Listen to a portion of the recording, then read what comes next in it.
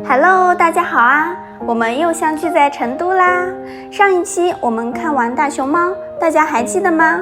可爱的大熊猫有个什么让人震惊的别称呢？想要知道的小伙伴们可以看一看上期的视频哦。在成都啊，除了大熊猫闻名于全中国，还有3大文化也是闻名于全中国，那就是麻将、餐饮和茶。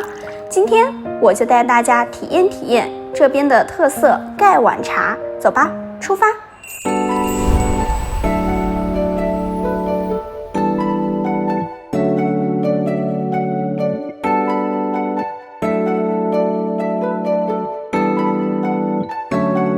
在成都，喝茶、聊天、看川剧成了老成都人每日生活不可缺少的一部分。所以这边拥有许多的茶社和茶馆。今天我们来的这家店就是在成都比较有名的鹤鸣茶社。来到门口啊，就能看到里面上百张老竹椅像棋盘一样排列开来。刚找位置坐下，穿着蓝布褂的茶博士就拎着一个有很长壶嘴的铜壶走了过来。只见他手腕一抖，1米多长的壶嘴划出银色的弧线，滚开的热水精准注入青花盖碗，茶叶啊在碗里翻飞，就像绿色的蝴蝶。大家看，这样的铜壶是不是造型特别独特呢？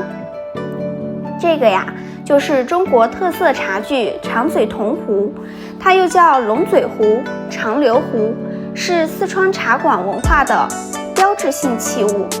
为什么会有这么独特的茶壶呢？是因为啊，以前成都的茶馆空间小，但是茶客又非常密集，传统的茶壶特别容易被碰撞翻倒。于是匠人就想了一个办法，那就是把壶嘴加长到1米以上，这样既能远距离精准注水，又可以避免烫伤茶客。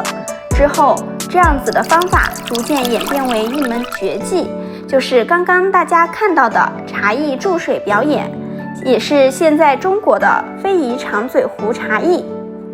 在成都的各大茶馆、茶社，我们都能够看到这样的茶艺师傅的注水表演。看完表演，我们赶紧品一品茶吧。这盖碗茶呀，也有来头呢。据说啊，在唐代宗宝应年间，有位姓崔的官员酷爱品茶，他的女儿呢也喜好品茶，并且才智过人。可是每当茶盖进入茶汤之后，喝茶的时候就会感到烫手，非常的不方便。聪明的他想出一个非常好的办法，就是用一个小碟子放在茶碗的下面，用来隔热。但是刚想品尝茶的时候，杯子却因为站不稳而倾斜。于是他再次想了一个办法，用蜡在碟子里面制成一个和茶碗底部大小相契合的圆环，用来稳固茶碗。这样一来，饮茶的时候，茶碗既不会倾倒，也不会烫手。后来啊，他还让漆匠把这个设计做成了漆器，称之为盖托。拓展小知识，盖碗呢也叫三才碗。为什么要叫三才碗呢？因为中国自古就有天地人三才的思想。咱们看看这个茶具啊，是由茶碗、茶盖、茶托3件套组成的。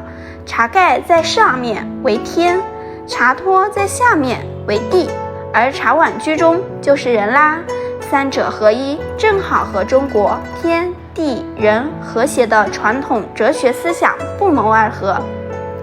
这种设计啊，不仅实用性强，还增加了装饰的美感。到了清代呢，被宫廷和民间广泛使用，成为贵族雅士品茗的首选。4大名著《红楼梦》里面就有多次提及到盖碗茶。喝盖碗茶，我们可以左手端起茶托，右手捏住茶盖，轻轻刮几下浮沫，这叫凤凰3点头。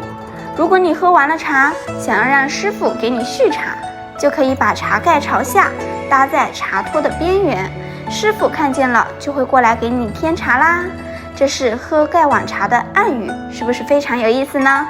有很多喝盖碗茶的暗语和其他的喝茶小知识。如果大家感兴趣，可以在我们的 App 知识圈里面看看哦。我们下一期见啦！